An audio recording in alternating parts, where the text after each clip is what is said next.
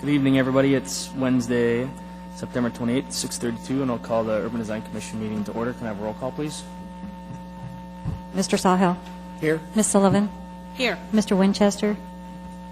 Ms. Ream. Here. Mr. Leonetti. Here. Mr. Miller. Here. Ms. Morse.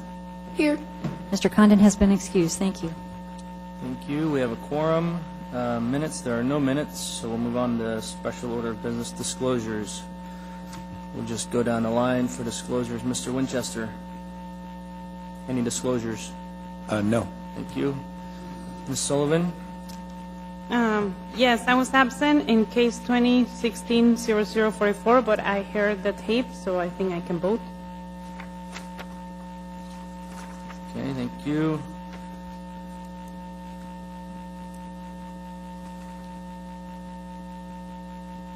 Mr. Sahil?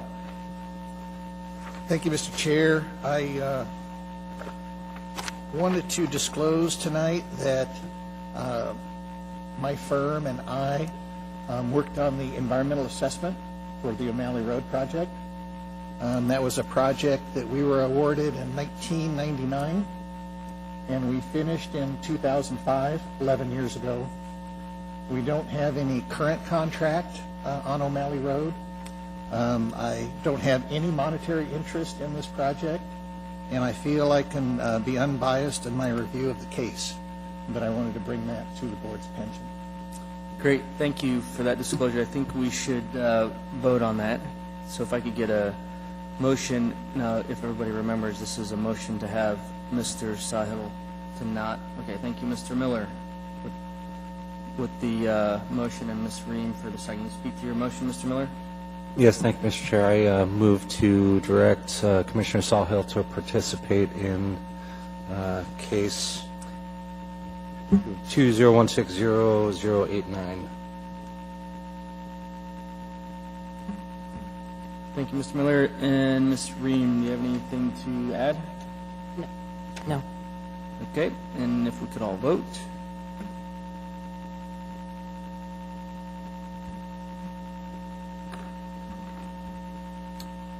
Thank you. Mr. Sahil, you are directed to participate. Thank you, Mr. Chair. Yep. Ms. Morris. Through the chair, I was not present for cases 2016-004 or 2016-008 and 2016-0062. I would ask that I be recused from voting on those. Okay, thank you. Can I get a motion to recuse Ms. Morris? Oh, okay. She wasn't here, so we don't need to make a motion for that. So you are excused from voting on the basically the consent agenda on those two cases. Ms. Ream. Oh, I should disclose too. I do not have anything to disclose. I did listen to the minutes on last meeting, so after that, I'm good to go. Ms. Ream? No disclosures. Thank you. Mr. Miller? No disclosure. Great, thank you. Next is the consent agenda. Can I get a motion to approve the consent agenda?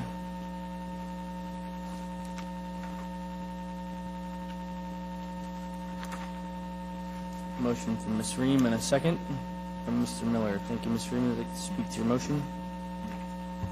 I move to approve the consent agenda, and I intend to support that. Thank you, Mr. Miller.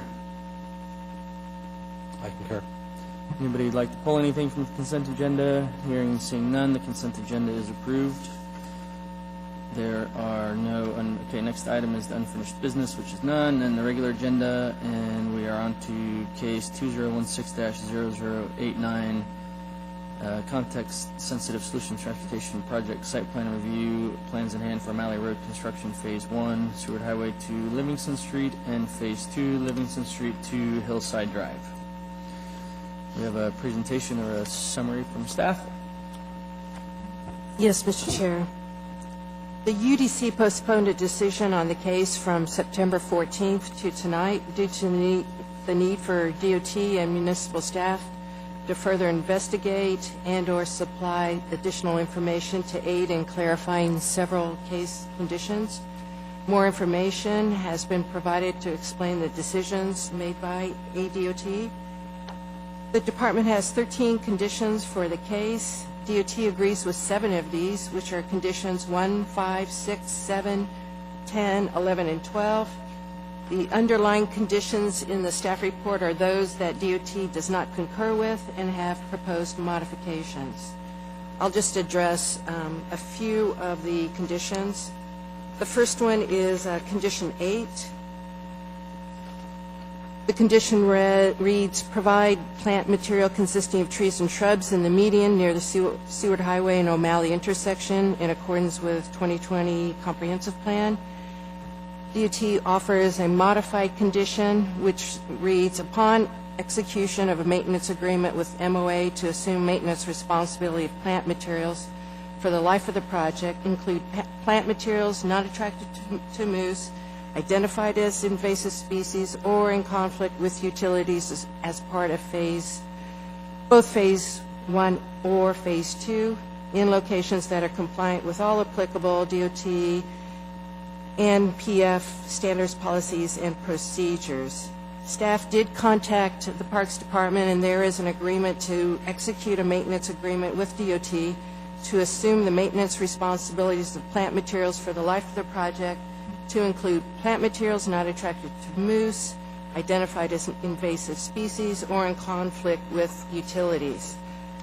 The department is not in agreement with the part of the modification regarding the applicability with DOT standards, policies, and procedures.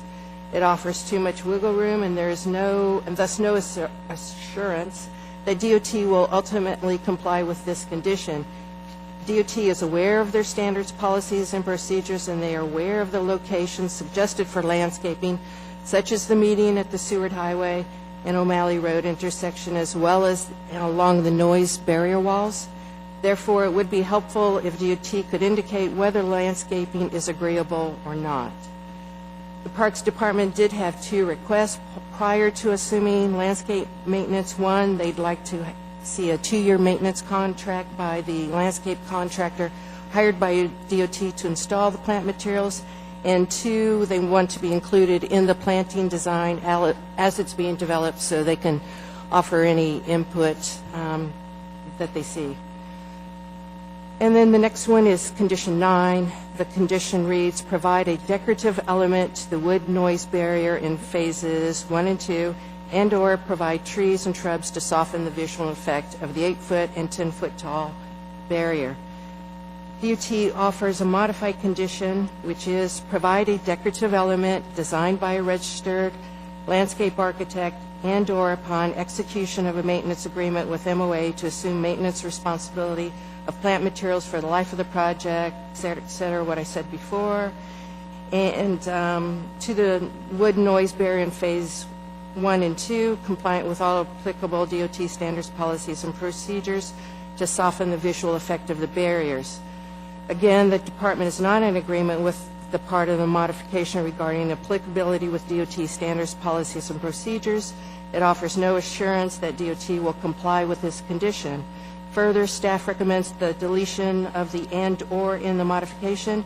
In other words, the department recommends that the noise barrier shall have a decorative element and include landscaping. The trees after installation will likely be planted 20 feet apart and not large enough to mask an unattractive wall. Typically, the trees go in and they're about 6 feet tall. Therefore, both are needed. Again, it would be helpful if DOT would indicate if they are willing to provide the decorative element for the noise barrier walls and landscaping or not. Moving on to condition 12. The condition reads, ensure that pedestrian crossings with pork chop crossings are shown with pedestrian crossing signs, which was W11-2. However, at the last UDC meeting, Ms. Ferguson with ADOT indicated that the design of the pork chop median had changed. Staff asked her to provide an updated drawing of the revision. I also asked her to provide the reasoning for the design change, and she has provided that we forwarded in an email to you all, and it's also a copy of it in front of you. Staff asked her to provide an updated drawing, and comparing the new design against the former design, the new design has eliminated the pedestrian cut through the median and correspondingly relocated the curb ramps. The department does not agree with this revision. It offers less pedestrian protection and forces pedestrians, bicyclists using the pathway, wheelchair users, etc., close to the travel lane with vehicles traveling at 45 miles per hour or more. It also increases the pedestrian crossing distance, thereby exposing pedestrians to more dangerous conditions. Additionally, drivers in the right turn aisle may decide at the last minute that they do not wish to turn right at that intersection and will try to merge back into the travel lane, making for a dangerous situation for pathway users. Also want to mention that there is a current proposal to rezone and replat the property at the northwest corner of O'Malley Road and Independence Drive intersection. The proposal is to develop it with a senior housing development, which of course means there'll be more pedestrians and perhaps bicyclists at that intersection. There are also updated comments regarding the change to that median from the Traffic Department and Transportation Planning section. That's all I have. Thank you, Ms. Ferguson. Do we have any questions for staff? Mr. Sawhill. Thank you, Mr. Chair. Ms. Ferguson, on condition number 3, I was a little confused.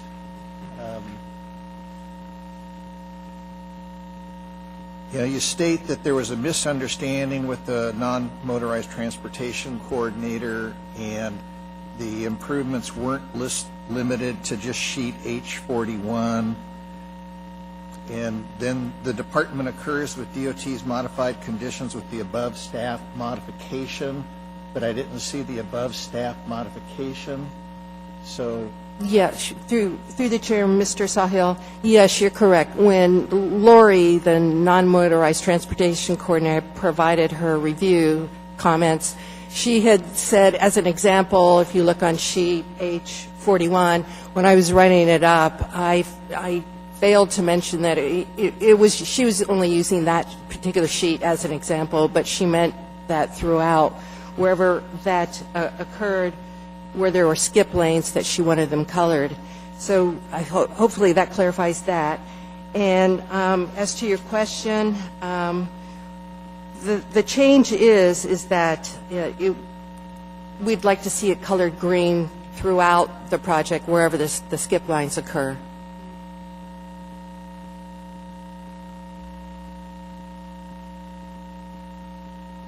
So how would I modify the DOT's recommended condition of approval to include the entire project? Well, yes, look at the condition on 3. I would say DOT shall consider painting green in this case, because they've indicated for what I think are good reasons why they can't do it blue, or the area between the skip lines for the bike lanes shown in phase 1 to better notify drivers that the bike lanes are active in this area. So take out sheet H41 and put phase 1 of the project, or just phase 1.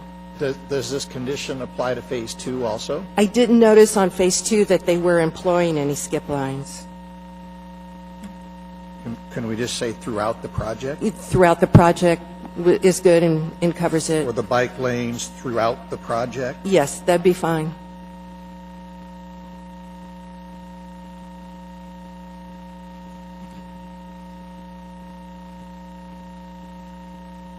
That's all I have, Mr. Chair. Thank you.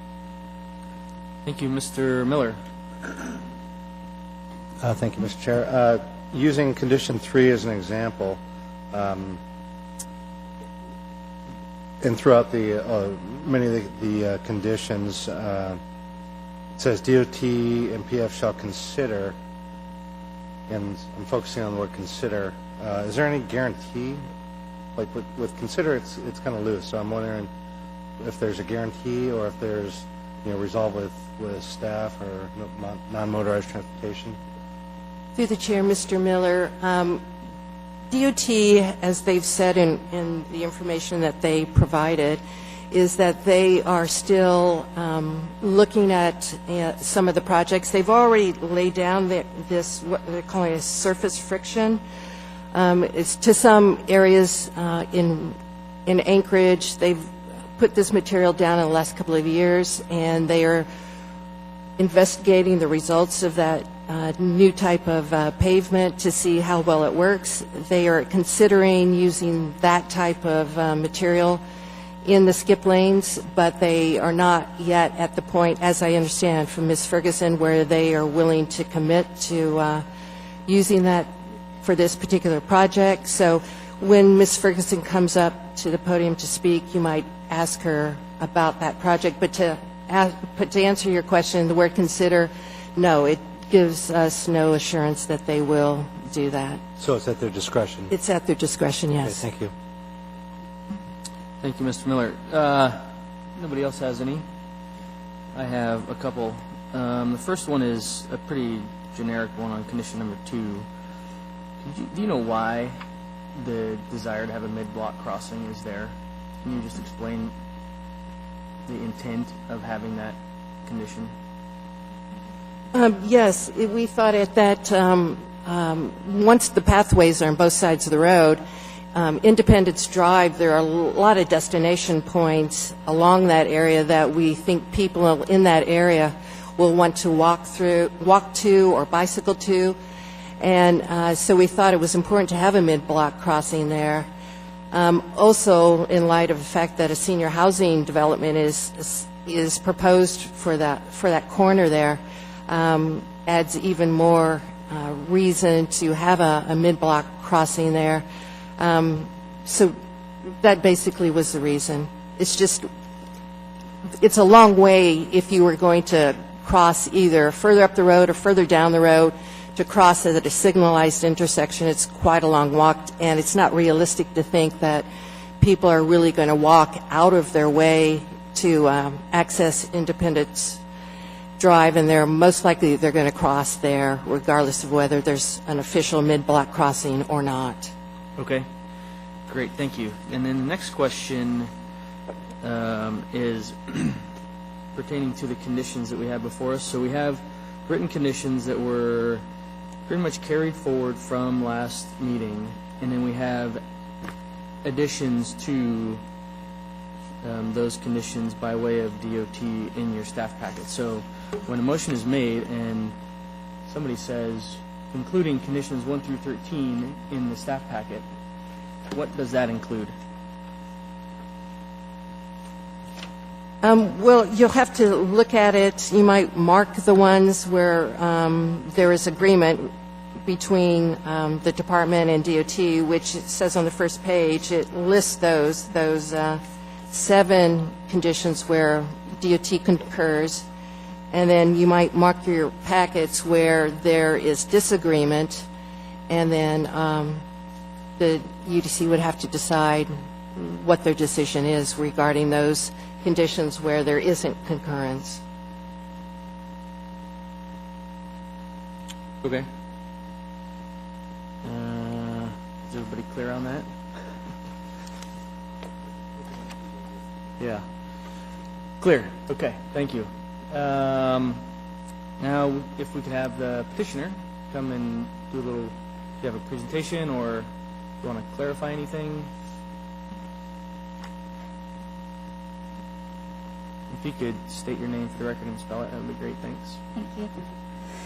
Thank you. Hello, I'm Cynthia Ferguson, CYNTHIA FERGUSON, and I'm the project manager for O'Malley Phase 1, and I'm with Alaska Department of Transportation and Public Facilities. I don't have an additional presentation this evening.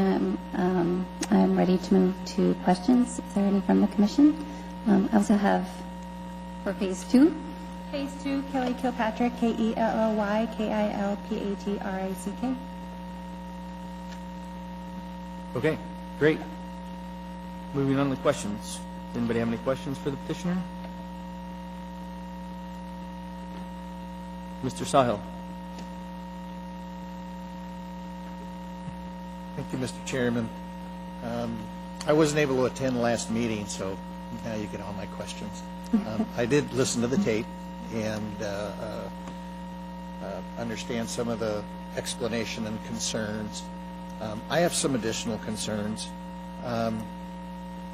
It was unclear to me as to which of the pathways were going to be built for sure and which of the pathways might not be built. And I'm having a hard time understanding why not. I get funding issues, but this is a 4R project. There's an obligation to build it to standards. There's an obligation to build it in conformance with all our current standing plans. So which pathways will be built and which may be deferred? Through the chair, Mr. Sawhill, for O'Malley Phase 1, there will be paths constructed on both the north and the south side. We are evaluating constructing paths on both the north and south side of O'Malley Road on Phase 2. And as I understand, in compliance with the plans, a path on one side and bike lanes along the facility would be in compliance with all of the plans. However, we are investigating. We understand the desire to have path on both the north and the south side, continuing all the way from Seward Highway to Hillside Drive.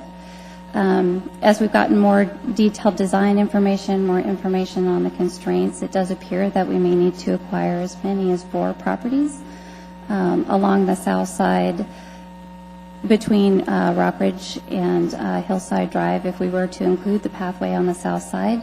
So we're taking a very close look at that to see if there's what accommodations could be made, but at this time that's the location that we found a large challenge in realizing having a path on both the north and south side. Okay. In the original staff packet, on page 20, are the typical sections for Phase 2. And from Livingston to Ridgecrest, you're proposing pathways on both sides. That's great. Love to see that. And then Ridgecrest to Hillside, you have a path on one side and not a path on the south side. On the south side, you have a dimension from the paved shoulder of 22 feet, and it indicates that there's a flat area there. I'm assuming that's your clear zone, and I'm wondering why you can't build a path within that flat area. Which section are you talking about? Ridgecrest, If you could step towards the mic, Ms. according to Kilpatrick your would be great. section, Ridgecrest to Hillside, there'll be no path on the south side, and you have a 22-foot dimension that indicates a flat area, which corresponds to your F sheets. Correct.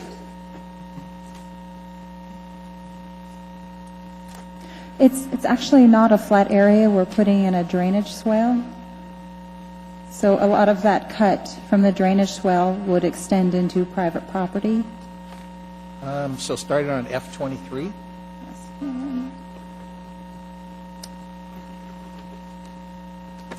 Yes. You can see the cut slopes already go pretty much right up to right-of-way on F23. I'd start On the south at side. F21. The other thing I also find interesting is your plans are indicating you're acquiring about 25 feet of right-of-way on the south side. Is that still true? No, this is existing right-of-way. There's a That's 25, existing right-of-way, the right-of-way line shown on your plans is existing right-of-way? yes. Huh, that's interesting. What's the line 25 feet north of it? Sorry, through the chair, Mr. Sawhill. As we completed the right-of-way and base mapping for the project, we discovered that there was a notice of utilization executed, I believe, in 1965, which was a really interesting process. I didn't expect it to find it, something like that in Anchorage, but it was actually, did expand the right-of-way of O'Malley Road, that additional 25 feet. So you have that right-of-way through there? Yes. Okay. And your improvements aren't coming anywhere close to the edge of your right-of-way. That's true, right? The improvements, if we were putting in the 10-foot pathway, our original plans in hand, we put 10-foot pathways the whole length of the corridor. And we had soldier pile retaining walls, we had a lot of right-of-way acquisition, and cost of the project at the time was greatly exceeded what was envisioned for the project. So we started looking at ways to try to reduce impact. So we actually looked at that section from Rockridge to Hillside and reduced it to a 6-foot to try to still keep that pedestrian facility. And even running that through there, through that segment, it was right away takes, impacting people's septics, driveways greater than 15%. There's a lot of vegetation in front of homes. So, you know, we're listening to the public, looking at the impacts and the cost, and then we came up with our last alternative of actually just taking that stretch of pathway out, since we have bike lanes on both sides and the pathway on the north. So starting at station 2172 in a pair, appears you have 20 feet from the edge of pavement to your ditch line. Going to 2174 in a pair. Then it starts to narrow up as you approach Craig Creek. And at Craig Creek, then you have guardrail. On the north side of the road, you have the guardrail behind the trail. And then you have a retaining wall and cast-in-place head wall. Why couldn't you use a similar design feature on the south side and punch that trail through? We could, but we would have inconsistent locations of pathway. There are pieces along that segment we could put pathway, but then it wouldn't be going anywhere. We'd have to... Continuous, I get Right. that. It would need to be continuous. So there are chunks in there where a pathway would fit in that area, but because of the we're chasing cut slopes in a lot of areas, we have to have a big enough ditch to handle the drainage. So yeah, I agree. There are places where a pathway would fit, but it would be spotty. We wouldn't be able to do a continuous pathway. Based on your F sheets, it appears to me you have room to fit it everywhere except Craig Creek. I'm having a hard time figuring out why Craig Creek is such a stumbling block that you can't get through it. Yeah, we've run it. It's cut slopes in size of the swale to handle the drainage. Okay. The only place I see the cut slopes getting close to the right-of-way line is between 2880 and 2183. So we have 300 feet where the cut slopes are near the right-of-way line. Otherwise, you have significant amount of room to fit this in.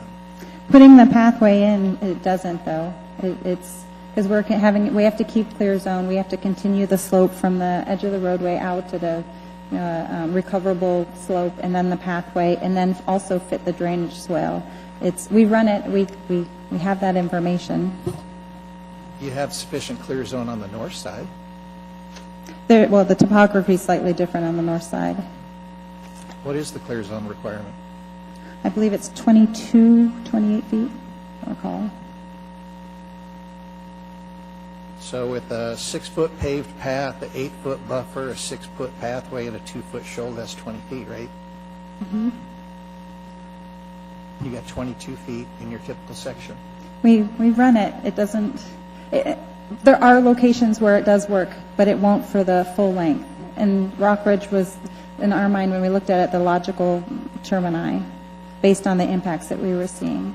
You know, Rock Ridge is an important road because of the It schools is. on it. Yeah, no, we agree. We're connecting to the pathway on There's Rockridge. kids coming from 2 directions. Right.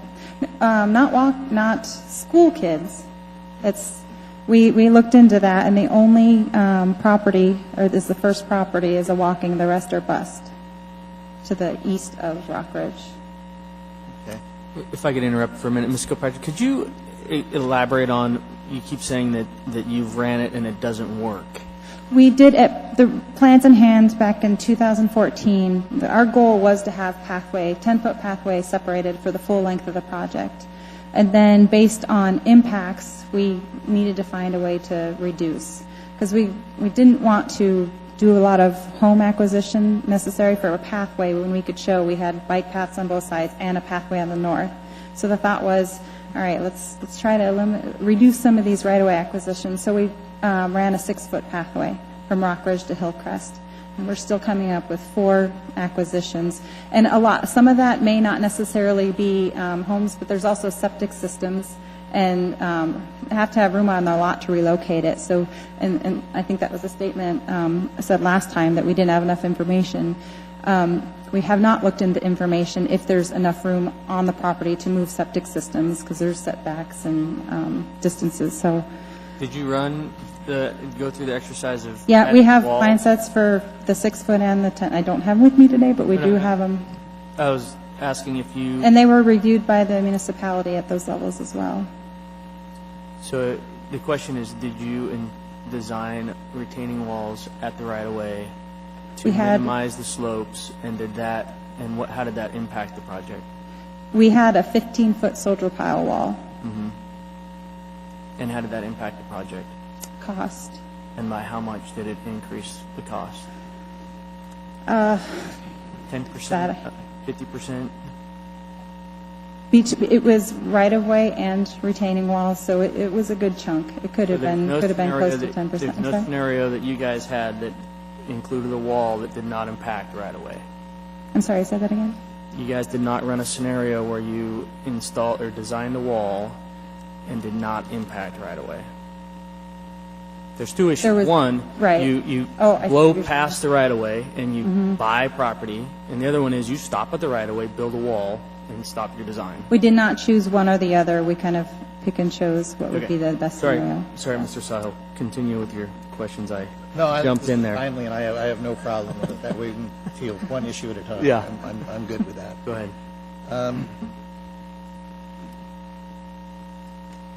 Where do I go next? I believe the trails that are shown in the plan for Phase 2 are important and need to be constructed with the project. I would like to add additional condition that says the trails shall be constructed with the project. Do you have a reaction to that condition? No. Okay. The other condition, I guess that I'm considering modifying, that I would like your input on, is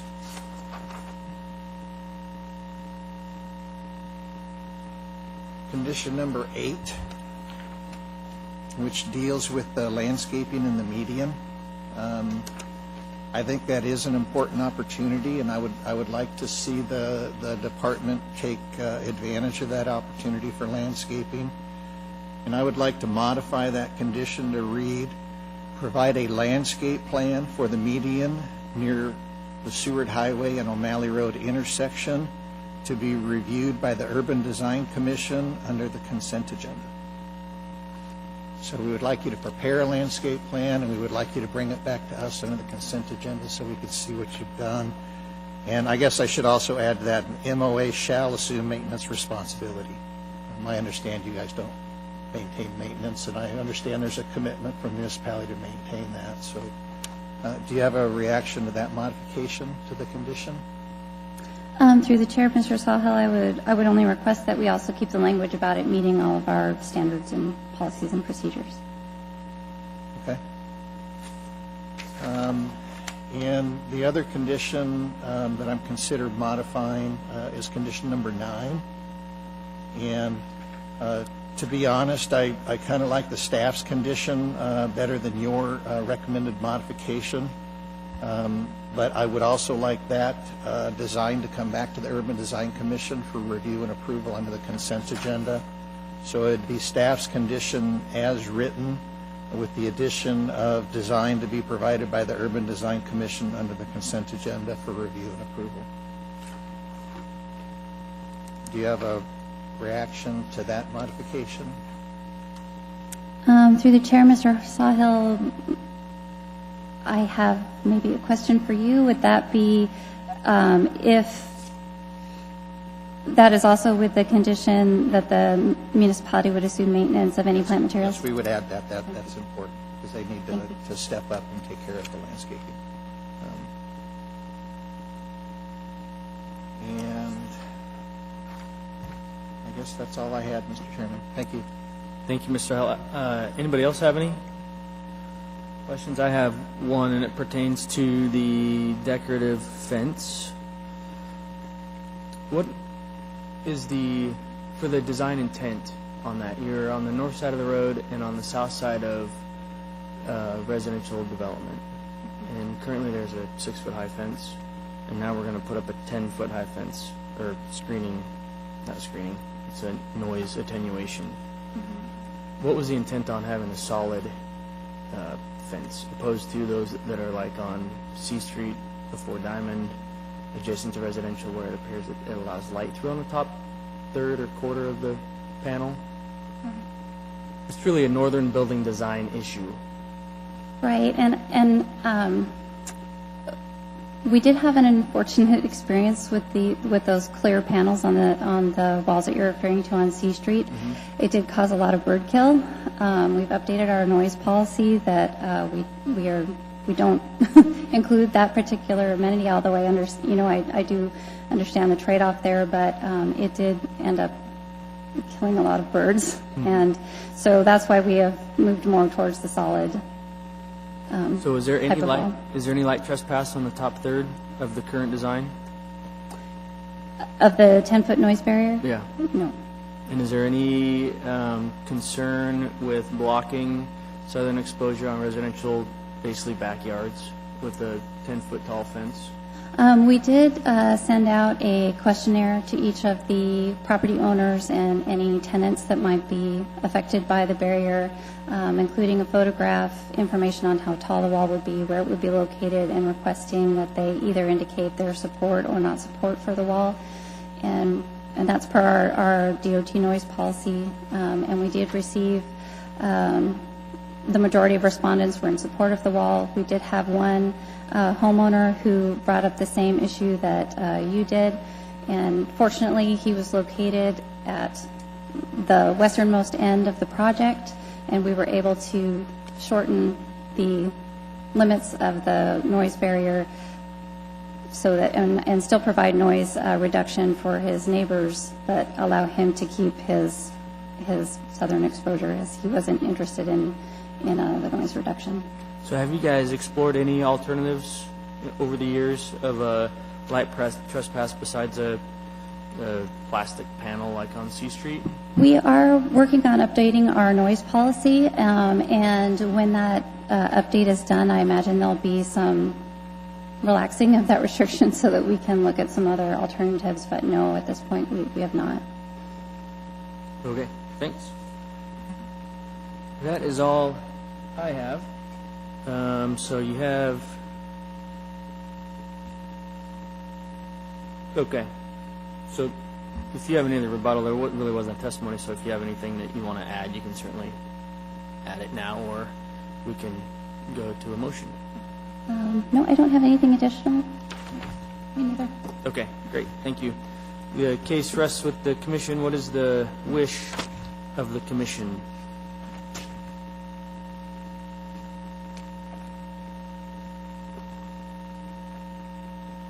Oh, thank you, Mr. Saha. We have a motion to approve. Waiting for a second. Mr. Winchester. So we have a motion to approve. Mr. Saha, you want to state your motion?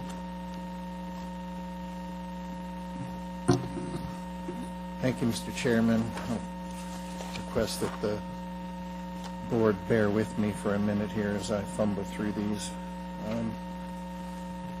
In case 2016-0089, I move for approval of the plans in hand review for O'Malley Road Construction Phase 1, Seward Highway to Livingston Street, and Phase 2, Livingston Street to Hillside Drive, subject to condition 1. I'm using the updated staff packet that we got. Okay, dated September. F3A, so I'm on page 1 of that document. And so it's condition 1 as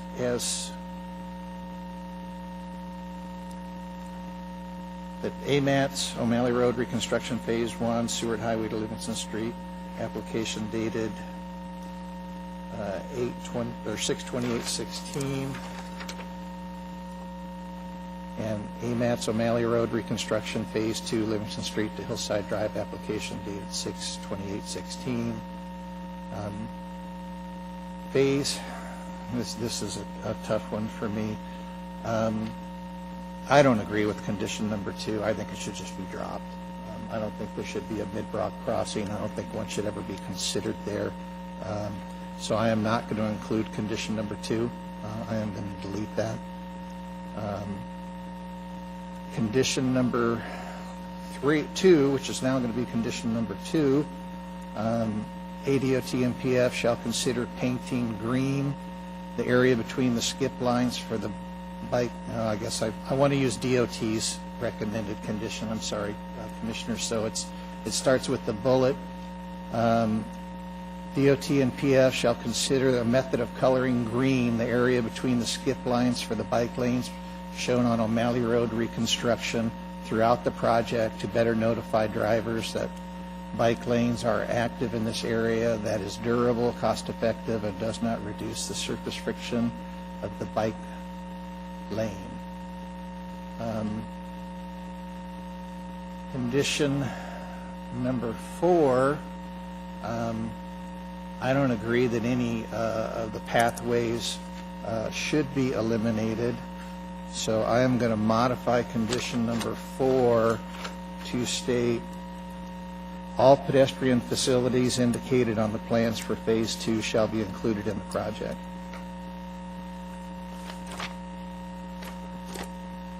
Condition number 5,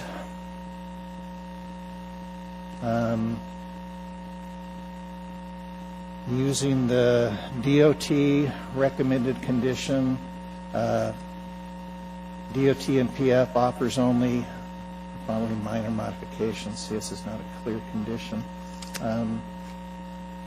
So, Mr. Sahel, that just changed the 2015 Metropolitan Transportation Plan to 2035. Okay, so it's consider extending the pathway on the south side of O'Malley Road from Rock Ridge Drive to Hillcrest Drive in accordance with the approved pedestrian plan, Anchorage Bicycle Plan, Hillside District Plan, and the interim 2035 Metropolitan Transportation Plan, and page A6-4 of the Anchorage Pedestrian Plan calls for a sidewalk in this location.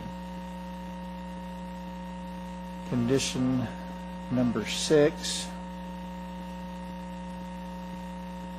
Since we've made it a requirement to build pathways as part of Phase 2, condition number 6 doesn't apply. Condition number 7, ensure that striping and signing and striping and road markings are included for bike lanes. Condition number 8, provide a landscaping plan for the New Seward Highway and O'Malley Road intersection to be provided to the Urban Design Commission for review and approval on our consent agenda. MOA shall assume maintenance responsibility for all landscaping. Condition number 9, provide a decorative element to the wood noise barrier in Phase 1 and 2, and provide trees and shrubs to soften the visual effects of the 8 and 10 foot tall barrier, designed to be provided to the Urban Design Commission under the consent agenda for review and approval. MOA shall assume maintenance responsibility for all landscaping. Condition number 10, if not already provided, show detectable warnings, tiles at pedestrian crossings in accordance with ADA guidelines. Condition number 11, install bike lane end signs at westbound Lake Lewis Parkway. Condition number 12 is not one that we've discussed in any detail, and I have some concerns about trying to figure out how to word this.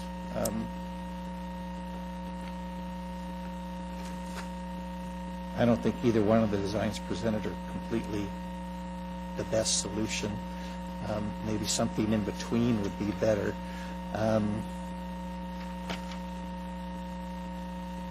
Ensure that the pedestrian crossing with the pork chop crossing is shown on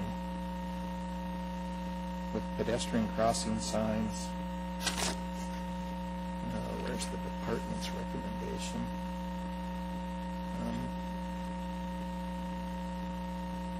That does not concur.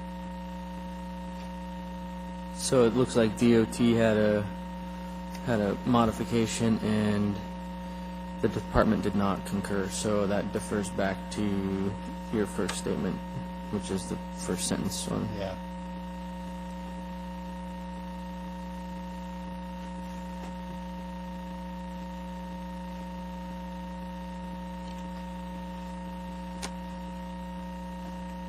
I'm going to leave out condition number 12 for now, Mr. Chair, and maybe I'll work on a wording during discussion. Sounds good. And I may ask the petitioner a question. And I think 13 was to be dropped. Yeah, the department was recommending 13 was dropped, so we'll drop that. So you're not including that at this time? It's a non, yeah, so I'm stopping at 11 at this point, Mr. Okay. Chair. Thank you. Thank you, Mr. Sahil.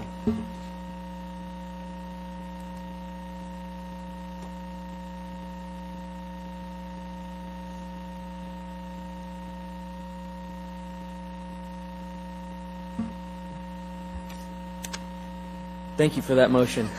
Would you like to speak to it now? Yes, I would. I can you want me to recap it real quick? No. Okay. Thank you.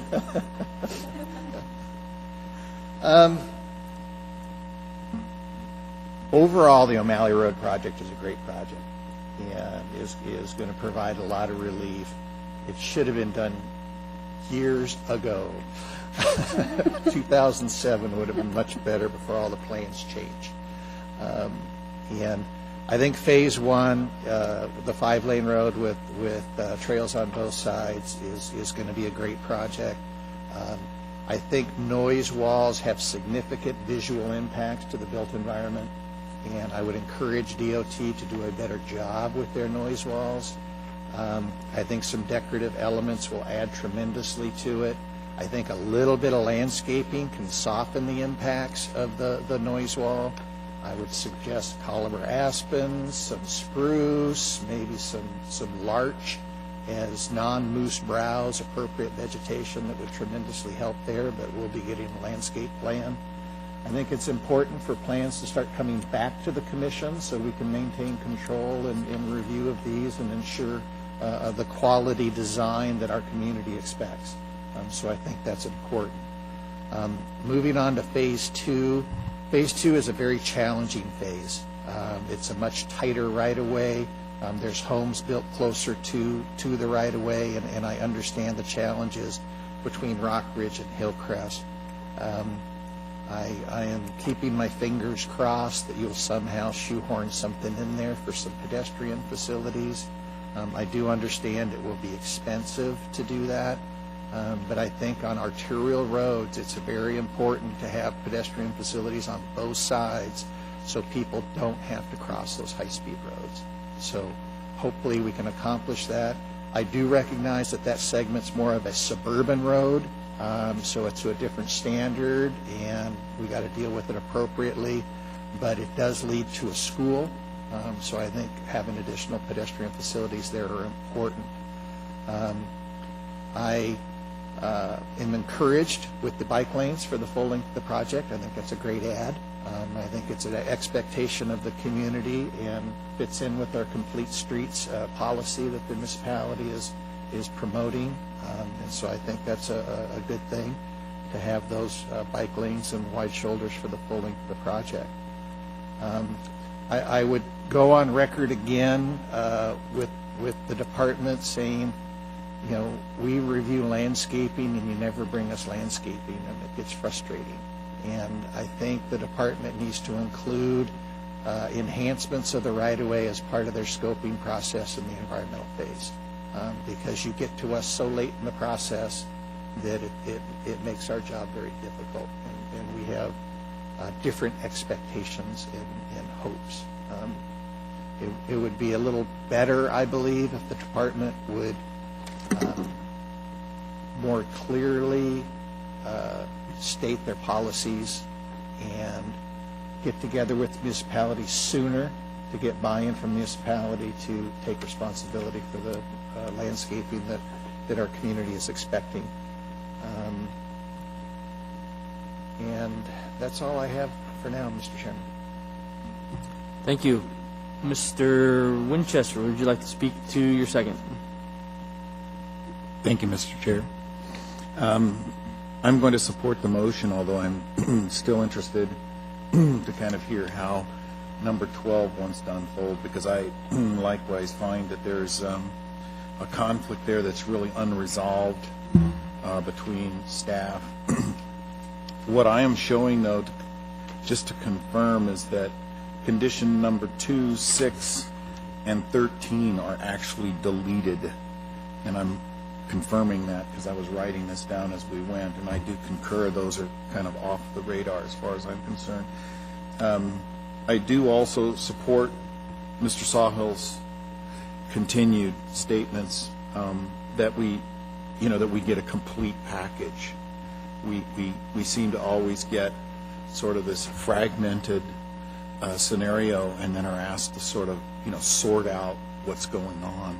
And I think we have an excellent staff at the municipality, and they're perfectly capable of sorting out some of these issues before it reaches this forum, and then we can sort through the major issues rather than sitting there and diving through the minutia.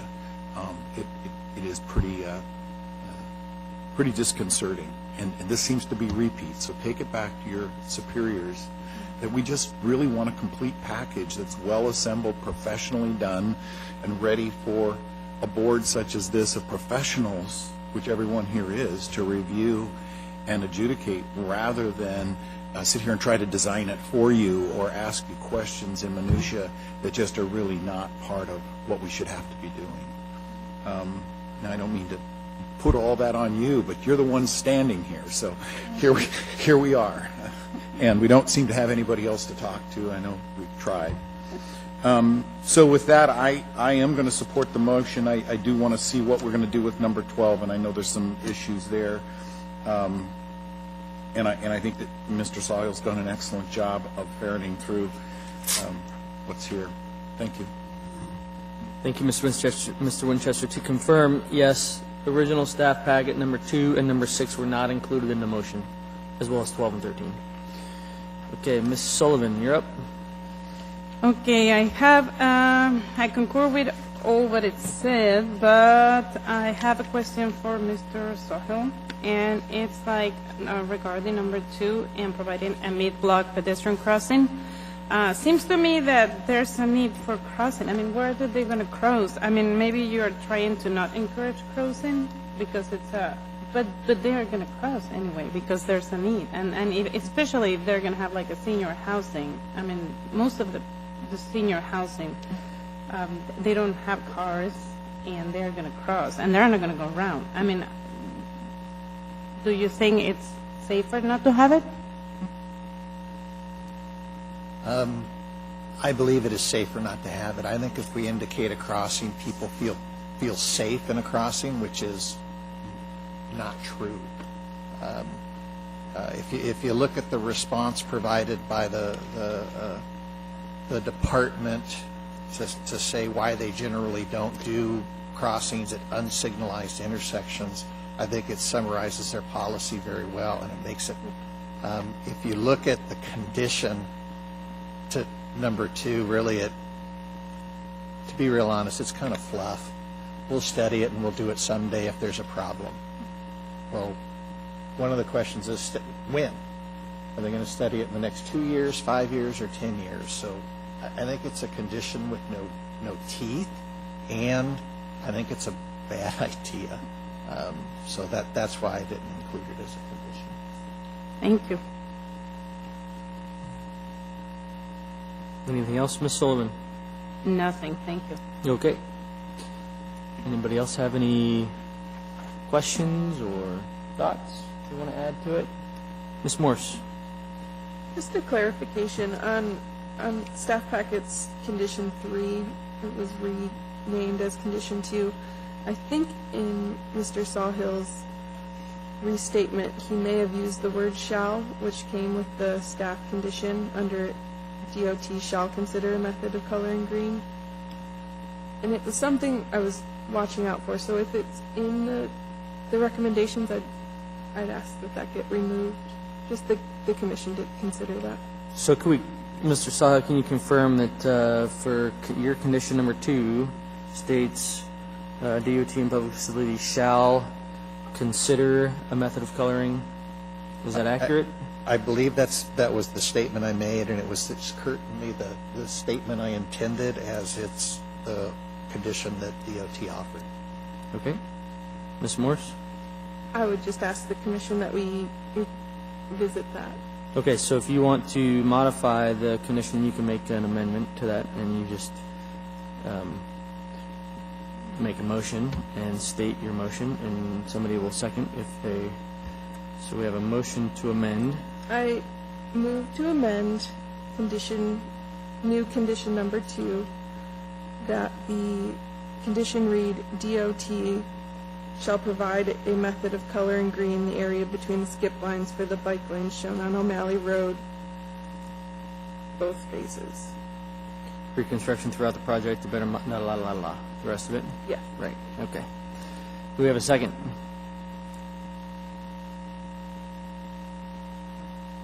We have a motion, and we're waiting for a second.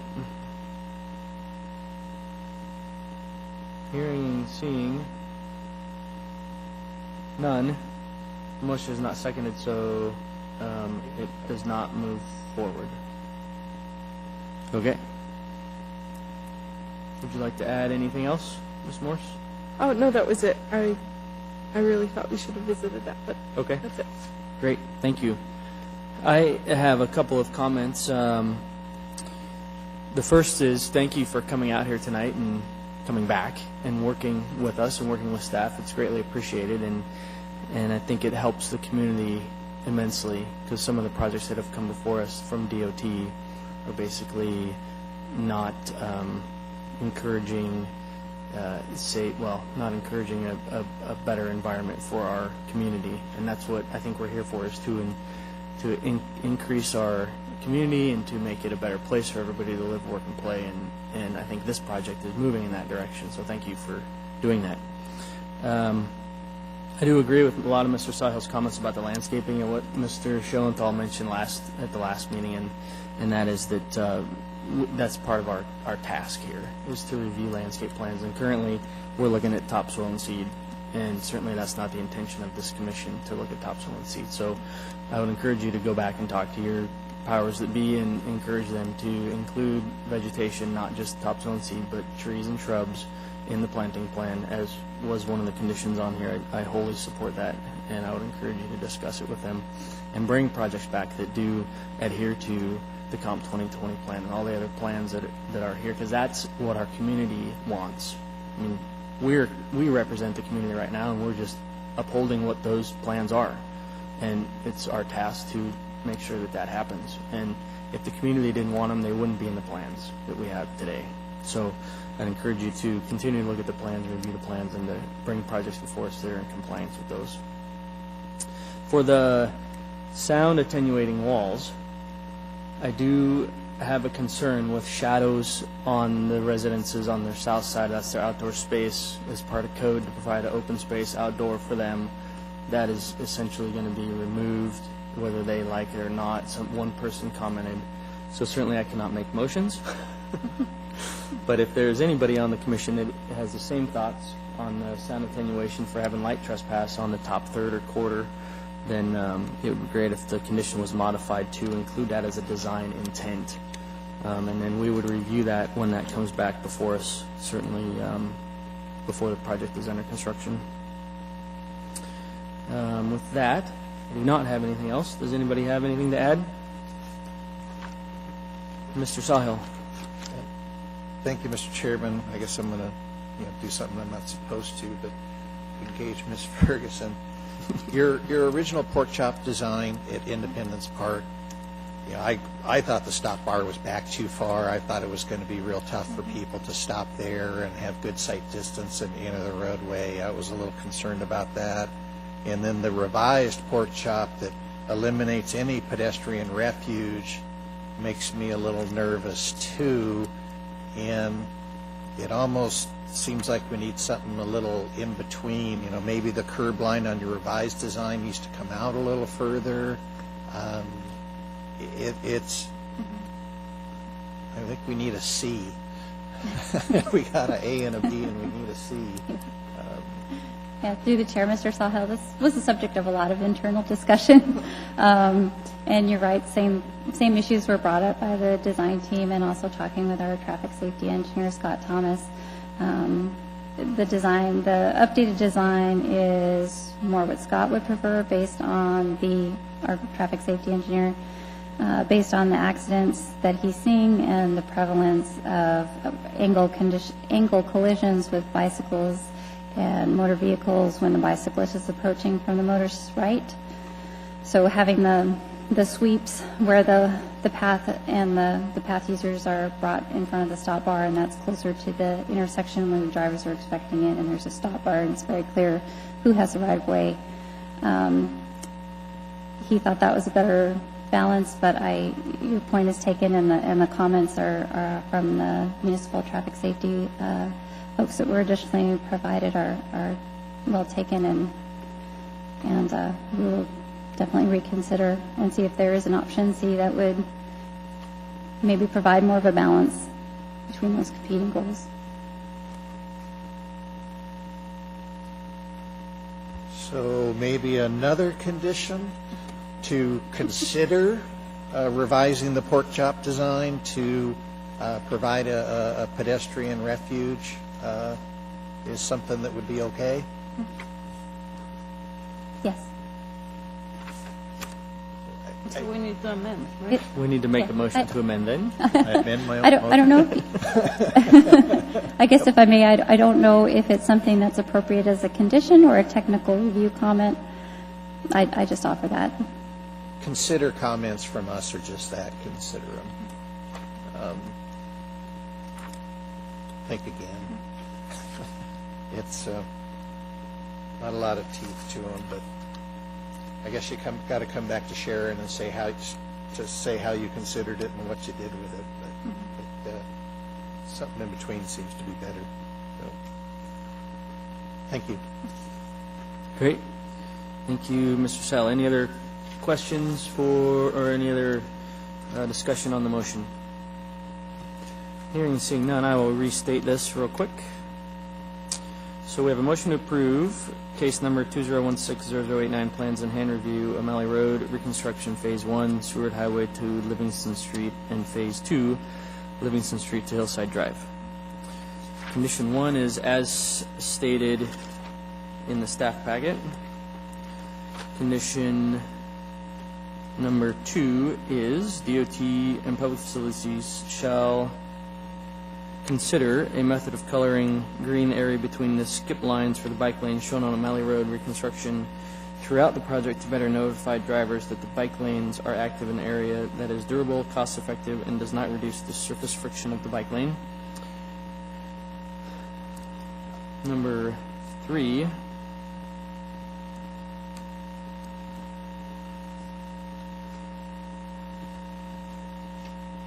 Mr. Sal, could you restate number 3? I did not note it here. Number 3 is number 5, and it was as DOT recommended. ADOT and PIA. Oh, I had all PED facilities. This was the. Oh, yeah. You're right. That was requiring construct all pedestrian facilities as indicated on the plans for phase 2. Thank you, Mr. Sal. That's number 3. Number 4 is extend the pathway on the south side of O'Malley Road from Rockridge Drive to Hillcrest Drive in accordance with the approved Anchorage pedestrian plan, Anchorage bicycle plan, the Hillside District plan, and the interim 2035 Metropolitan Transportation Plan, and page A6-4 of the Anchorage pedestrian facility plan, which called for a sidewalk in this location. So that was number 4. Number 5 is phase 2, ensure that signing, striping, and road markings are included for bike lanes. Number 6 is provide plant material consisting of trees and shrubs in the median near the Seward Highway and O'Malley intersection in accordance with the 2020 comprehensive plan, and to be provided to UDC for review and approval on the consent agenda. And MO, Municipality of Anchorage Park and and Rec to assume all responsibility for maintenance of said landscape.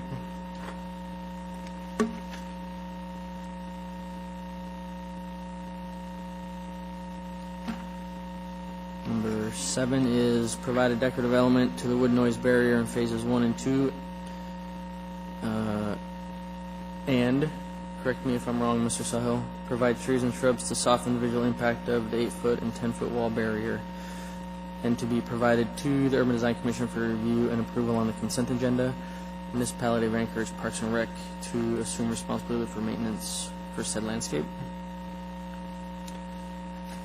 And number 8 is, as stated, if not already provided, show detectable warning tile at pedestrian crossings in accordance with ADA guidelines. Number 9 is install bike lane ends, signs at westbound Lake Rose Parkway.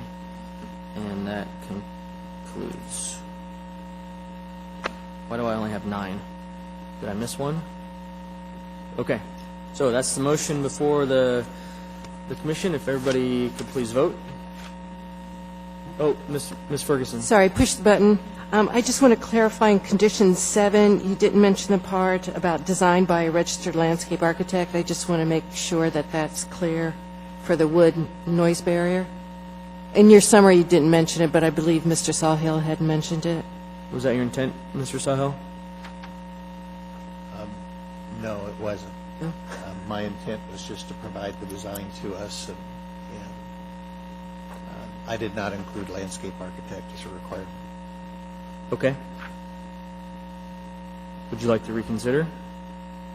No. Nope. Okay, Ms. Ferguson?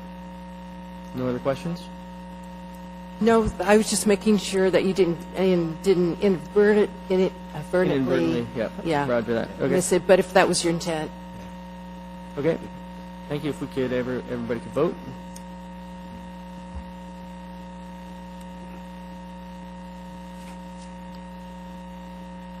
Great. Thank you. Looks like it passes. Thank you for coming out tonight. Thanks again. Thank you. And we need to read the appeals process real quick here, which is right here. An individual may have appeal rights relating to any action the Urban Design Commission takes, except commission recommendations to the Assembly, which are not appealable. Appeals must be filed with the clerk's office within 20 days after approval by the Urban Design Commission of the resolution, which is the commission's final decision. A fee for the appeal is required at the time of filing. Thank you. And I think that was it. Public hearings, none. Appearance requests, none. Reports. I was going to ask Mr. Miller about the update to the zoning. Land use planning map. Thank you. Yeah. Tom Davis with Immuni and I had exchanged some emails. We haven't actually spoken yet still. I think the last time we spoke, he was getting ready to roll it out again to, not sure if it was for public comment. Check back with me in 2 weeks. I'll make sure I have connected with him by then. Thank you. I was curious how your suggestion of a map book was received by Tom. Well, they, and I don't know if it was because of my suggestion, but they contracted with my firm, with our GIS folks to produce the maps for that land use planning map. Oh, good. I've tried to stay out of that as much as possible. But whisper in their ear now. I don't. Our senior GIS analyst is Scott Norton. He certainly doesn't need my help in that regard. So I will continue to coordinate with Tom as best I can.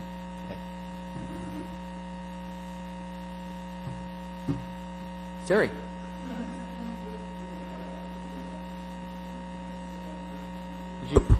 Did you want to talk into the mic, or are you intentionally standing in front of it?